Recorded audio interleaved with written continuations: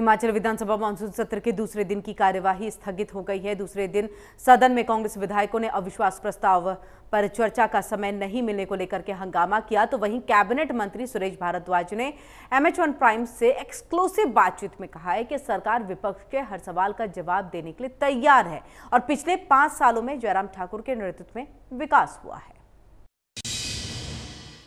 Himachal Pradesh monsoon सत्र का आज दूसरा दिन, जिस तरह से विपक्ष बीते कल नियम 278 के तहत अविश्वास प्रस्ताव लाए हैं, जानते हैं सुरेश भारद्वाज जी क्या कुछ कहना चाहेंगे।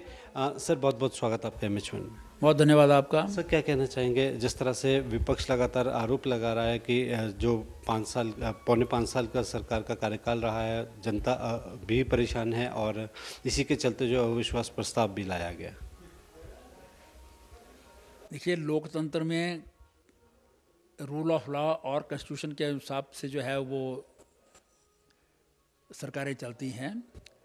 2017 के चुनाव में कांग्रेस को जो है वो मैंडेट नहीं मिला और वो अपना जो है जितना विपक्ष को चाहिए 1/3 उतने भी वो नुमाइंदे विधानसभा में नहीं ला पाए।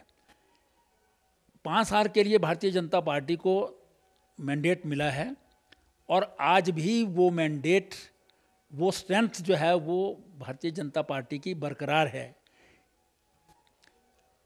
पिछले सदनों में ये नियम 67 के अंतर्गत जो है वो चर्चा के लिए विषय लाते थे, लेकिन उनको मालूम है कि चर्चा के जो दूसरे विषय अन्य नियमों के अंतर्गत आते थे उसमें ये चर्चा करने के लिए इनके पास कोई ठोस जो है वो बातें नहीं होती थी। इसलिए जो है वो केवल मात्र हंगामा करें, सदन न चलने दें या शोर शराबा करें, उस तक जो है सीमित रखने के लिए 67 का जो है वो प्रावधान का फ़ायदा उठाने की कोशिश करते थे।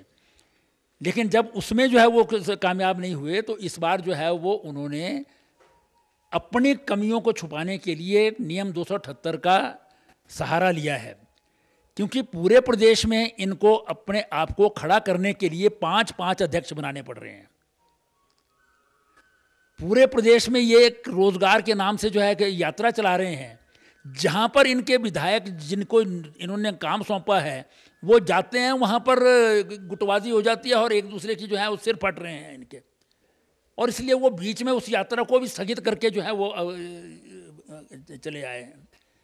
तो ये थे शहरी विकास मंत्री सुरेश भारद्वाज, जिन्होंने साफ तौर पे विपक्ष पे प्रहार करते हुए कहा है कि केवल अपनी सुर्खियां बटोरने के लिए ही हर बार जो है वो सेशन में इस तरह के बयानबाजियां जो है वो विपक्ष द्वारा किए जाते हैं। और जिस तरह से हिमाचल प्रदेश में विधानसभा चुनाव भी हैं, तो कहीं ना कहीं चुनावों में फ़ायदा लेने के लिए जो है विपक्ष इस तरह के रुख और रवैया जो है वो अपना रहा है। बहरहाल देखने होगा कि आने वाले मानसून सत्र के जो शेष दिन बचे इसमें सदन की कार्रवाई किस तरह से चलती है। और जिस तरह से सुरेश भारद्वाज जी ने भी ये कहा है कि रिवायत बदलेगी और रिवाज भी बदलेगा, क्योंकि अन्य राज्यों में भी जो चुनाव हुए थे उसमें भी रिवाज और रिवायत बदली है। हिमाचल प्रदेश में एक बार फिर से भाजपा की सरकार मुख्यमंत्री जयराम ठाकुर की अध्यक्षता में ही चलेगी।